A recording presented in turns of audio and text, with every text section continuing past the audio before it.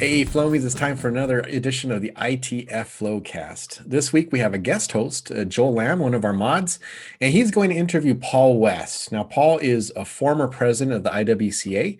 He also owns two window cleaning businesses, Top Notch Window Cleaning in Massachusetts and also Kohala Window Cleaning in Hawaii.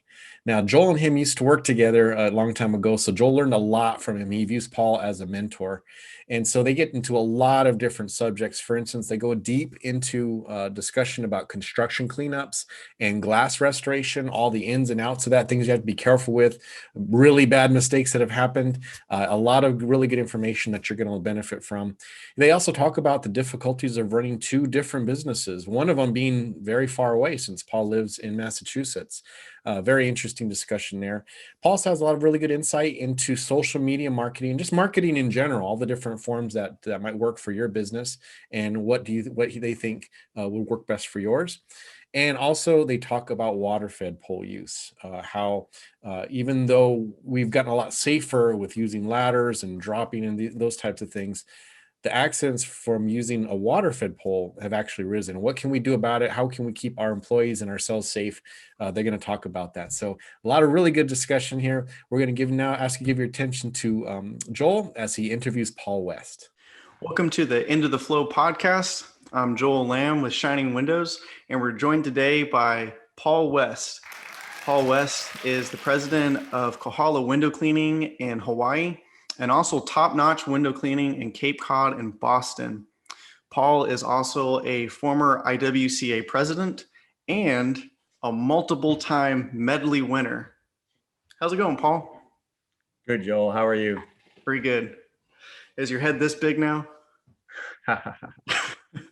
Always try to keep it small, right? Right. So let's get to know you a little bit. How did you get into the window cleaning industry? It was in high school, and a friend of the family showed me how to clean windows on a Saturday. And my dad promptly went out and bought me a bucket and a roll of those Unger pills. I don't even know if those are still around, but I think they still sell them. yeah. And a couple squeegees and strip washers, and off I went on my bike. Nice. So how many years now have you been in the window cleaning industry? No, that was 1988. So some quick math. 20, 30, 31, 32, 33 years. Oh, wow. Yeah. Cool. So you've seen a lot of changes in the window cleaning industry, most likely, right? Yeah. There's been a lot of things that have stayed the same. Mm-hmm. You know, thankfully, some squeegees that we grew up using are still exactly the same they were. Like the Ettore brass? So yeah. Some rubber has never changed, thankfully. Mm-hmm. But a lot of things have changed as far as water-fed pole technology. Information in the glass world has changed. Sure. Yep. Yeah. As far as the information in the glass world, one of the reasons why I wanted to interview you is because of your experience in glass restoration. You're involved with people that are studying the glass science. Is that correct? I have been involved with them more in the past than currently. But yeah, we spent a lot of years studying glass with different people and labs and scientists and Wow. the whole gamut. So one of the big issues that window cleaners run into in the field is encountering scratch glass. Now, is there different types of scratch glass, and what is scratch glass? Well, it's glass that scratches. Okay. That's easy enough. I mean, basically, anybody that knows glass knows that it's scratchable. So if we have a car windshield and it gets used over time with different debris on it, then it'll eventually scratch. It'll show those scratches. Same thing with all different surfaces. Anything as hard as or harder than glass is capable of causing a scratch. Right. So like, for instance, what are some things harder than glass? Sand, which is primarily different elements of the earth, many of which are harder than glass. Mm-hmm. Diamonds is the old go-to, right? Diamonds, they say, can scratch glass. Hardened steel can scratch glass. Rust Right. miraculously goes from something as hard or maybe a little softer to chemically harder. Right. Yeah, I remember growing up when we first got into using steel wool.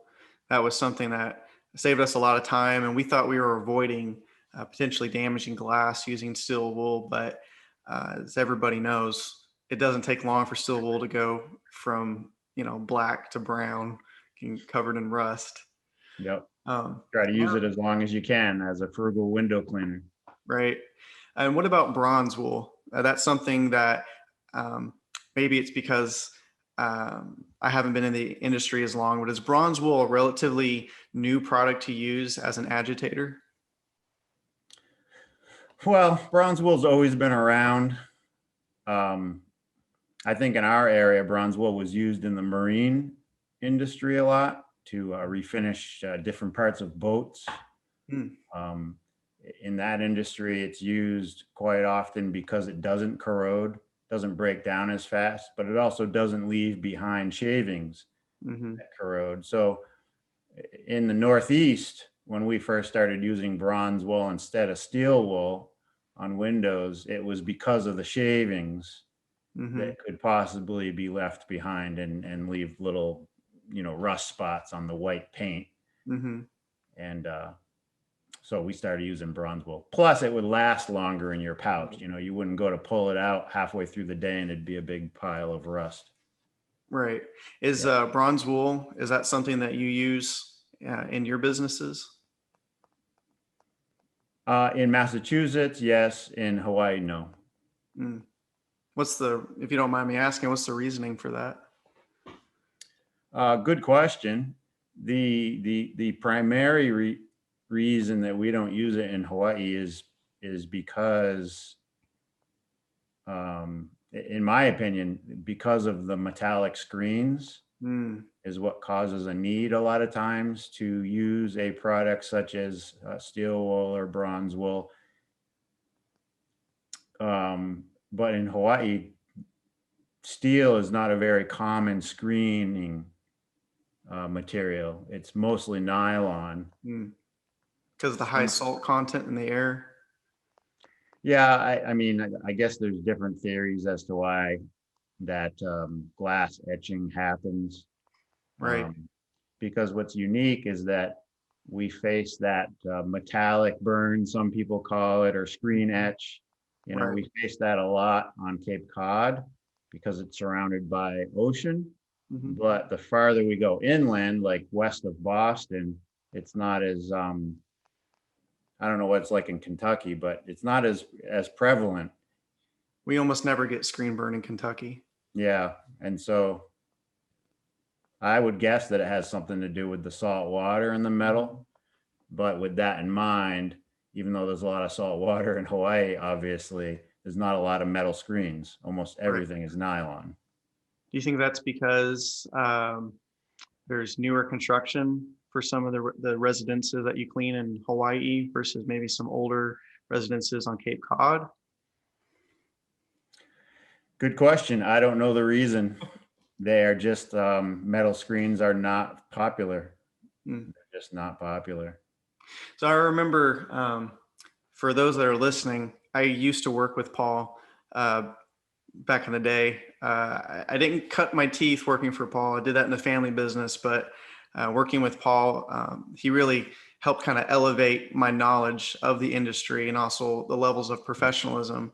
And I remember working with you, you talked a lot about different minerals or different elements that are commonly found in Hawaii. For instance, the silica that creates the hard water in Hawaii. is a lot different than maybe a calcium deposit in Massachusetts. Do you want to elaborate on that a little bit more? Yeah, that's on the glass restoration side. Mm-hmm. So when we worked together in Hawaii, Joel, you know that groundwater in Hawaii is nasty stuff. And when it comes in contact with glass, which inevitably it does in a glass shower, Mm-hmm. or on the outside of a house or a building, when the irrigation is set up in a manner that it's going to impact the glass on a constant basis, Mm-hmm. or even a lot of golf courses.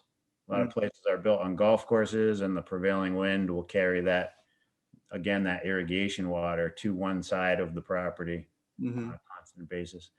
And because the water in Hawaii is so silicate strong, that constant exposure to the silicates in the water, as the water evaporates, the silicates stay behind. Mm. Because silicate is a primary component of glass, Mm-hmm. and the silicate in the water is like a component of glass. It almost becomes like a glass on glass bond, which is very hard to break.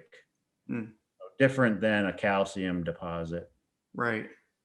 What's your preferred method of glass restoration when it comes to either silicate stains or calcium stains? Well, I can't say that we deal with a lot of calcium stains, but silicate stains, there's several products that we've had success using, such as Diamond Magic is a brand name that many window cleaners might be familiar with. But there's others out there. Usually they carry some kind of abrasive in them. So you have to be aware of what you're working with, because it's the abrasive that breaks down and sort of sands away the surface deposit of the silicate. And usually in most of the products, there's a certain type of acid in a smaller percentage. That Right. Also proprietary, that different brands have different formulations that they have come up with. In fact, a friend of ours in Hawaii, he invented one, interestingly, that he was using macadamia. You remember macadamia nuts, Joel? I think you're the one that used to shovel them. I used to shovel kukui nuts. Oh, kukui nuts. That's what it but was. There's a lot of different nuts out there. Yeah. So I remember macadamia nuts. Yeah. Yep. Which is a very, very hard, dense product. And when you grind it, he ended up adding it to his blend of glass restoration paste. Interesting. And it worked pretty good. I remember using that product. I remember the Diamond Magic was a white paste, and the macadamia nut blend was a brown paste. Yeah. Interesting. So we're discussing buffing compounds, right? Yeah, that's primarily what we use out in Hawaii is a buffing compound. We use an orbital machine with a certain felt pad that we've had really good success with, a Velcro backed felt pad. Right. That we just buy it right on Amazon, but we have had really good success using that. It's not a random orbital we use. It's a straight. I forget what they call it, but a straight drive. Right. And the big thing is just, some glass will react differently. So you really got to be careful and especially on glasses that have, different factory tints on them or coatings. Is there any precautions you have to take if you're doing glass restoration with low E glass? Well, yeah, like an exposed hard coat. You always have to be careful. A soft coat would come right off instantly, but a hard coat, they just react differently, depending on. There's been so many hundreds, used through the years, and every major glass maker that has experimented with their own formulation of glass coatings has put out something different ever since probably the 70s, I would guess. Have to check with those that know more than me. But yeah, a lot of those coatings are more vulnerable to damage. So you really got to be careful with what you're damaging. And so how do you protect yourself against liability? So like when we do regular window cleaning, we kind of briefly touched on scratch glass, but when you're doing glass restoration, is there a different process that you personally go through to reduce liability when you're about to begin a project? Yeah, I mean, my good friend, Dr. Duffer, Paul Duffer, always told me, bottom line, you got to know when to walk away. Like the song, right? You got to know when to hold them and when to fold them. Right. And that's especially true in glass restoration. You have to be able to determine when you cannot restore that glass without collateral damage. Right. So test patches are important. Looking at it from different angles, because a lot of times you can't know, if the building is older, or if you can't get in touch with who developed the property, nobody's really going to know what exactly maybe that glass and that coating is. So there's no specs to look at. So you're left there in the field trying to go, what am I dealing with? So is there any educational pieces? So if someone's wanting to get into glass restoration, where would you direct them to learn? Because preferably you wouldn't want to learn on the job unless you're working with somebody that has experience. So where would you direct somebody for glass education on glass renewal? That's a good question. I mean,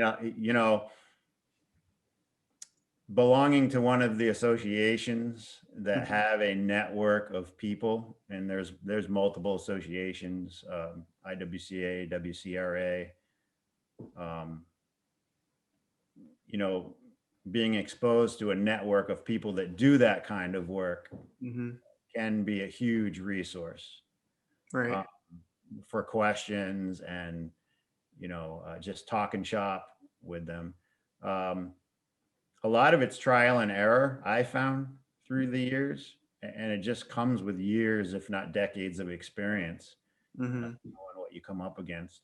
As far as technical data in the industry, I wouldn't say that a lot exists as far as restoring coated glass. A little bit exists about restoring uncoated glass. For example, there's a neat 10 or 12 page bulletin on the IWCA website. I think it's called Systematic Cleaning and Restoration of Architectural Glass, something like that. Yeah, I actually just used that for a bid that we did. I actually cut and copied and then referenced it back in the packet that I sent. Yeah, and that was written by Dr. Paul Duffer.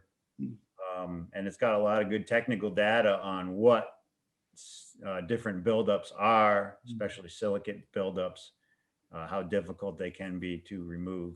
But as far as getting technical on how to remove them, it doesn't really get into that.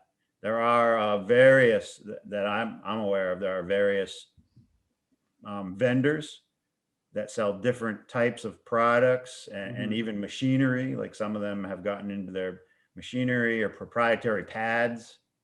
Right. But there is just countless ways that people experiment with. So we've talked about buffing glass to restore it from various different things. But now what about some of the spray-on types of glass restoration products? Now there's different types that are an acid that are supposed to eat away the bad stuff, but leave the glass unscathed. What is your experience with those types of products? I don't use them. You mean like a hydrofluoric or a hydrochloric acid? Yes. I never have used them. I guess they just always scared me. For one thing, you always hear the horror stories. But the big thing with those acids, as many listeners will know, and those that don't, is that, glass is made in such a way on a molten river of tin, so that the side of glass that interacts with the tin as it's being made in the factory always has remnants of that metal in the surface. Mm-hmm. And many people have experienced, who have used acid in restoration, that if you ever sporadically come across a molten side of the glass, the metallic side of the glass that's exposed to the elements, and you put acid on it, some people call it smoking the glass. You can literally, watch it burn. Now that can be restored, from what I understand. Some people have been able to actually polish out the acidic burn to the metal side of that glass. But that becomes restoration in itself. Right. So, And that's probably going to be on the contractor for probably not doing their due diligence and doing a small test spot. yeah, or they don't know what they did, right? It's a good thing that we're having this conversation, because I haven't, other than conversations with you, I've never heard of that, but it's always been something that it's intimidated me. So whenever I've done glass restoration, I've always stuck with buffing, even though it's slower. It does a great job. You can remove practically all of the deposits on the glass, and it's a safe way to do it. And if you're working within enclosed spaces, you don't have to worry about noxious fumes from any of these acids. Yeah, and most of the compounds do contain a certain amount of acid. Even the buffing compounds have some. The buffing compounds, yeah. But, different than using a straight or diluted hydrofluoric or hydrochloric acid. And it's interesting to note, and you talk to some of the guys that have worked with glass restoration for decades, they'll tell you that it's not always the case that the glass will smoke like that if you interact. So glass is I like to think of it as almost like a living, breathing, changing, aging surface. Mm-hmm. And maybe it has something to do with how glass ages over time. They've seen that. Maybe it has something to do with being exposed to the environmental elements. I'm not sure, but not all glass on the metallic side will smoke. Right. When it, or change color, discolor, when it interacts acid. So it makes it even more difficult to figure. Goes into what you were saying about there are educational pieces about it, but the best education is decades of experience. Cleaning and restoring various different types of glasses from different factories. So it's a difficult part of the industry to get into successfully without having some sort of catastrophic thing happen at least once or twice. Yeah, and the other thing that's difficult with restoration, of course, is collateral damage. Yeah, that's true. By collateral, what we mean is adjacent surfaces to the glass. So it's beautiful to be able to successfully restore a piece of glass to, like new appearance. But if you've in the meantime destroyed the aluminum frames, or you've, left drip marks down the concrete facade, yeah, or you've burned all the, the surrounding bushes. Yeah, just kind of a little horror story from our family's business is one time we were doing a new construction, and the bricklayers had spattered mortar on the glass. So we had bought a product that's supposed to dissolve the mortar. The technician that was using it didn't protect the surrounding surfaces. And so when the acid ran down, it took care of all the mortar on the glass, but then it got on the brick. and ran down the brick. And the brick was sealed when it was put on, but after that acid ran down, it opened up the pores of the brick, and it took us forever, because we didn't have a whole lot of experience with glass restoration, the issues that can come with it. And when the customer complained because this white fuzzy stuff kept growing on the brick below the glass, I mean, it took a long time for us to figure out how, what caused the issue and how to fix the issue.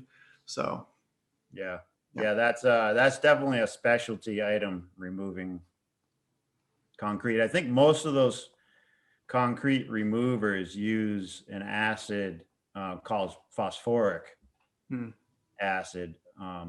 Most of those concrete specialty removing chemicals contain phosphoric. But again, you got to read that bottle, Joel, about adjacent services, right? And that's right.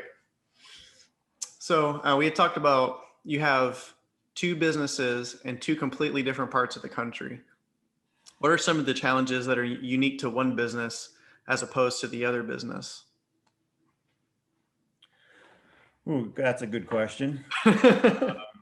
Well, the Northeast, which is where I currently live, of course, weather, temperature, seasons, which brings about a whole host of interesting challenges, because you're only working seasonally, typically, and much bigger temperature fluctuations, whereas Hawaii is a year-round business, never stops. We're out in the field every day. Wow. Or every week, I should say, of the year. Right. And not a lot of fluctuations in temperature. But in Hawaii, one of the bigger challenges we deal with is wind. And I was never used to dealing with wind as a natural challenge in the Northeast. Just didn't. But because of the mountains and the trade winds and just the way the islands are set up, wind can be a huge hindrance. So that's a couple of challenges. I know, like with high-rise guys, they have to check the weather ahead of time to see if it's going to be too windy to do rope access work. But in Hawaii, like in the area you're talking about, it's like, the mountains go like that. It's a giant wind tunnel. So it's a constant challenge. It never stops. Yeah, I mean, the trades can stop, of course, the trade winds.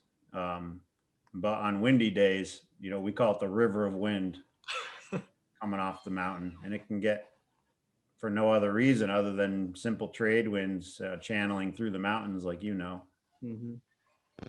Yeah. Is there any safety precautions you have to take with working in areas of high wind? Yeah, don't work on ladders. Watch for falling coconuts. Yeah, that's for real. That's true. I think, and that's true, right? You remember, Joel. Even more than that is the palm branches. Yeah. That come out of the trees. Those things can take out a full-grown man. Yeah. If they come at you on a windy day. So yeah, just general safety precautions of falling objects in the wind. Right. So then on the flip side, in the Northeast, you mentioned working in areas where there's extreme cold.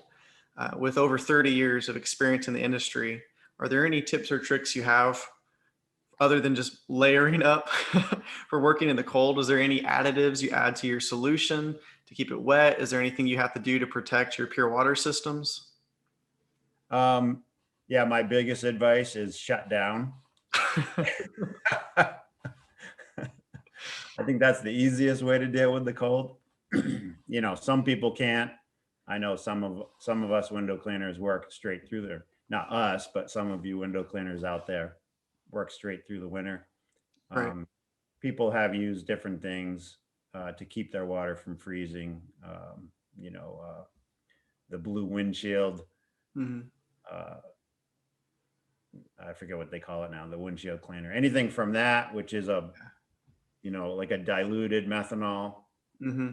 To some window cleaners use full methanol and dilute it to the extent that they need to, depending on how cold it is. But keeping in mind that brings up challenges of its own Mm-hmm.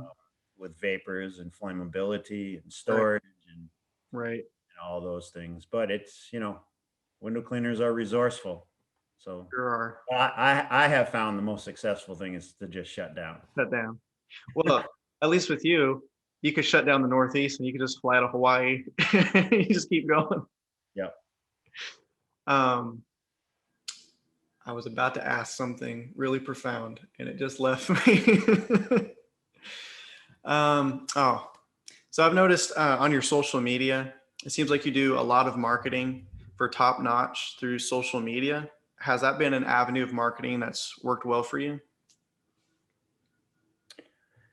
I think so. That's a good question, Joel. I don't do it. Like many people, I concentrate on what I know how to do. Right.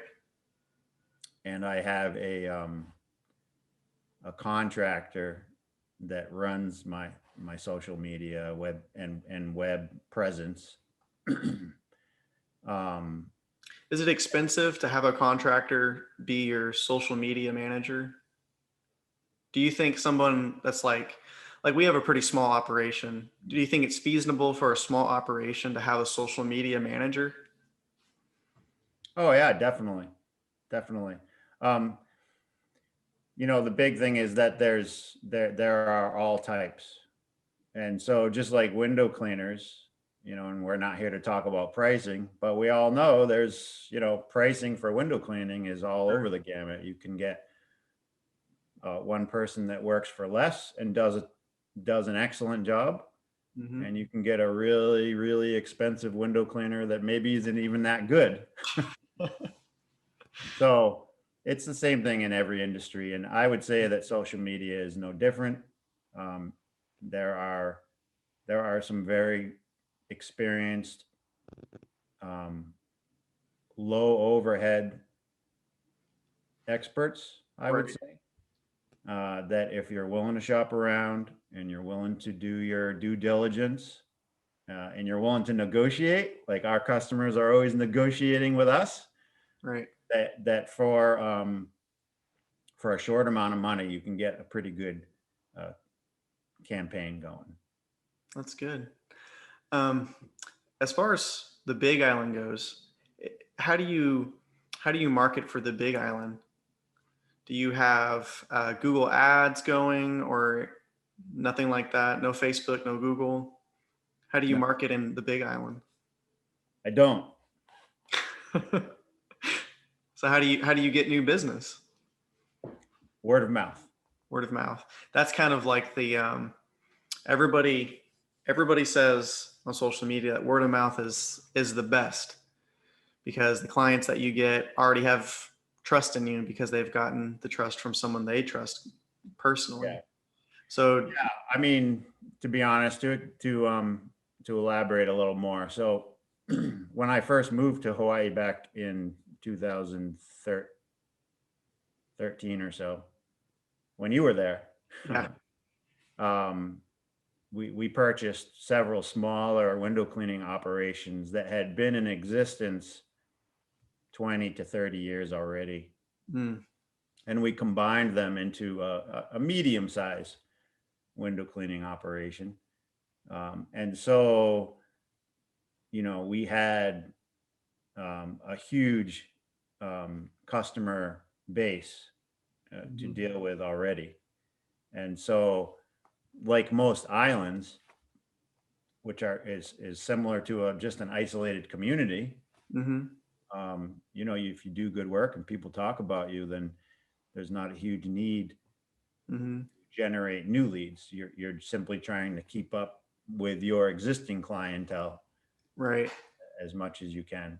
And by existing clientele, I mean, not individual homeowners or individual buildings, but as you know, and as most window cleaners who deal with managers know, like property managers, they have dozens, sometimes hundreds of different projects that are constantly needing to be done. So instead of kind of doing like a shotgun approach, so if you were to approach a market like Hawaii, for instance, where it's a close-knit small community, instead of doing a shotgun approach where you just put yourself out for everybody, you would do more like a laser approach, and you would find like a property manager, for instance, for commercial or residential, who would get, if you got in with one, they would give you access to multiple projects, and you don't necessarily have to have a big marketing campaign to do that. That's kind of what I'm picking up. Yeah, it's I guess the difference in Hawaii, and I noticed this when I lived there, as compared to a seasonal place like the Northeast, Mm-hmm. is that window cleaning never ends. So it's just constant repetition. So whereas the Northeast, where I've always cleaned windows, at least on the residential side, you're usually fortunate if you're in that customer's house once every season. Right. And so they can sometimes forget about you if you're not careful, Right. or maybe they forget to use you one season and it Right.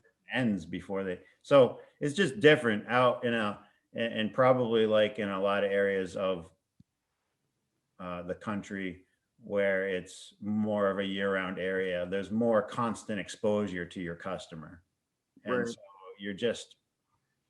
you're constantly in front of them. Right. That's kind of like us. We're in that situation you mentioned where, as far as residential goes, even some of our commercial work, it's like once or twice a year, and it's because it is seasonal, spring and fall. We talked before about setting up this interview. It was a little bit difficult to schedule because we're so busy, but a couple months from now, people aren't going to know who we are, so it's a constant struggle for us. We have to always keep finding ways to put ourselves in front of people, without being annoying, so, Yeah, but in that is Hawaii, hard. But I shouldn't, in Hawaii, I shouldn't say, even though we don't have a social media presence, we do have a website. mm-hmm. And I do some, I would say it's more on the way, I would describe it more as reminding your customers that you're out there. So for example, on one of the mountains, they print a newspaper. Mm. And for years, I've done a small ad in that newspaper, but I don't really do it to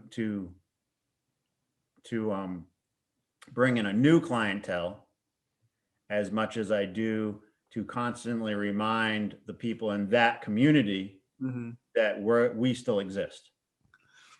I remember one It's a time. constant exposure. I remember one time you adopted a highway. Yeah. And we were supposed to go out and pick up trash on the highways, but you got your mile marker, something from here to here. Kohala Window Cleaning takes care of this. Right. I thought that was a very neat way, because it's not something you have to consciously think about, but in the back of your mind, you're always seeing Kohala Window Cleaning. You always know Kohala's, they're there to take care of you whenever you need. Yeah. So I think in summary, there's different ways to think about Mm-hmm. reaching clients like that. There's one, you always want to be able to reach your current clientele, Right. have constant exposure to them, but then there's trying to reach a new clientele. So it depends where you are Mm-hmm. in your business, at what point in your life of how you approach doing media of different sorts. So, do you have, like in Hawaii, are you doing mainly residential, and in Boston and Cape, are you doing mainly commercial? It's a good question.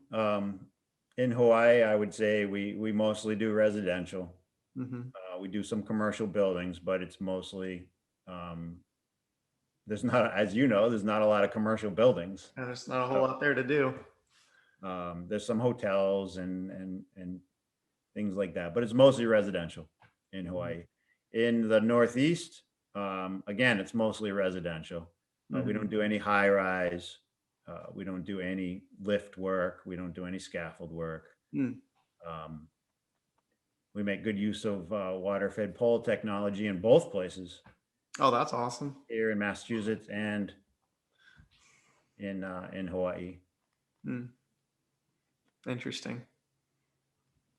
Well, as far as the water-fed pole technology goes, is there anything you would recommend? I mean, you've seen this come up from basically the ground up. It's been around for a while, but it's totally changed. It feels like over the last 10 years. I mean, it's just really taken over the industry, it feels like.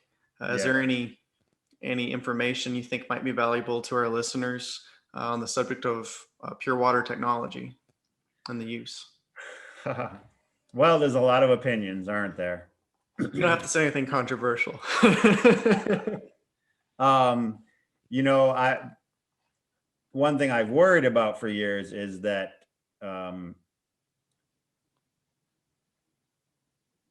as we know, just like a squeegee in the hands of an inexperienced person can make a window look worse than it did when it was at least evenly dirty.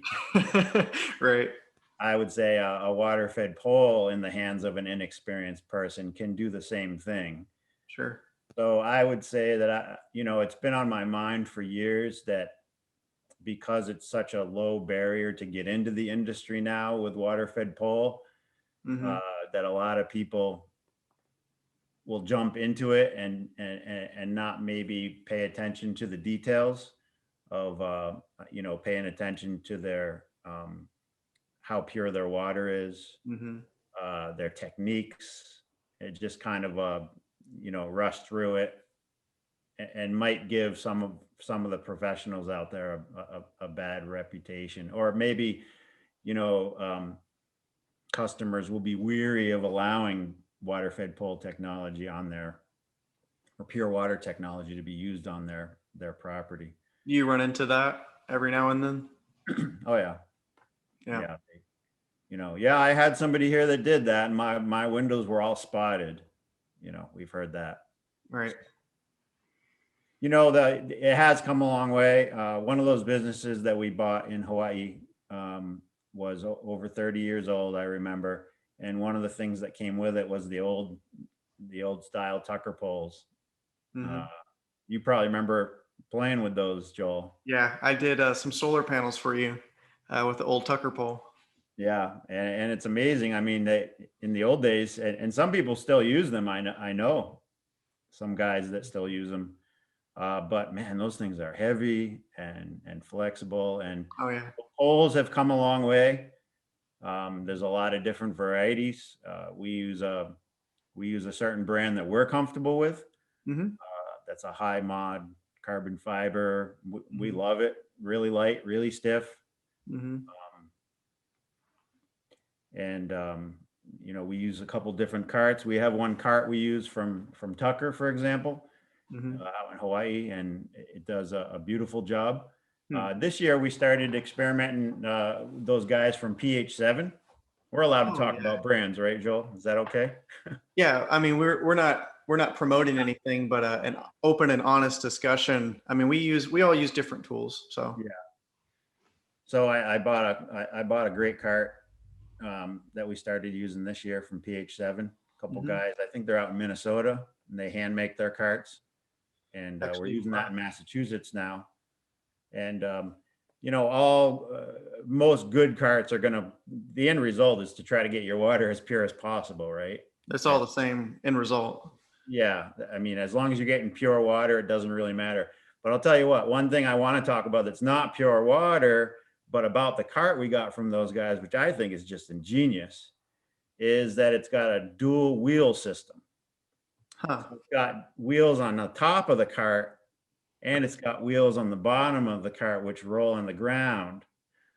So, for example, if you're going to take your cart in and out of your truck or van, right, you always get to that awkward point where you get it up to your truck, and now you got to like wiggle it into your, into the, walk it back into the truck. Well, I thought it was ingenious what those guys did, putting wheels on the top. So when you lay it down on the back tailgate or on the back of the van, you just go back, and there's handlebars on the bottom of the machine, and you just pick it up and it just rolls right in. And super smart. And it's just the way it is in our industry. Somebody's always coming up with something Yeah. that's simple, but just makes all the difference in the world. Yep. It's awesome. One thing though, I remember from an IWCA safety class, I think it was a Michael Draper course, and he was talking about how we've reduced fall deaths in the industry, but we've increased electrocution deaths in the industry just by having more people use the water-fed pole. There's less falling, but more electrocution. So one thing is there's certain poles out there that are resistant to electrocution, but nobody should believe that simply because they have the bottom piece is resistant, that they're immune to the hazards that exist. Yeah. I mean, I'm not resistant to electricity. So, Right? so yeah, better always got to be aware of Yeah. electrical lines. And with pure water, if you're doing solar panels, always make sure the glass isn't cracked on the solar panel, and that there's no chance that the current could escape the panel and travel down to you. Yeah, I have heard that. I've never experienced that happening. Right. But yeah, and you can also shut off the main breaker, Right. the solar panels, if you're going to work on them. But you just gotta, all different setups are different. So learning as much as you can about what you're working with is the key. And real briefly, before we end our discussion, you had mentioned before that you had bought multiple businesses, window cleaning businesses. We're in the process where we're thinking about buying a route from a local window cleaner, just a small route, but it's the first time we've ever purchased a route before. We've done some dealings in the past where routes were given to us, different things like that, and there was a transfer, transferring the torch, different things like that. But this is our first time considering doing a purchase. Is there any sort of knowledge you would give on the subject about whether or not, it seems like obviously it's worked out for you, but what are some cautions, or what should you be looking for before you go out and purchase an existing customer list or business? Good question, Joel. Yeah, I mean, we've bought several, bought and sold probably a dozen businesses through the years, window cleaning businesses. And, a lot of the things you have to keep in mind is how bad you want it.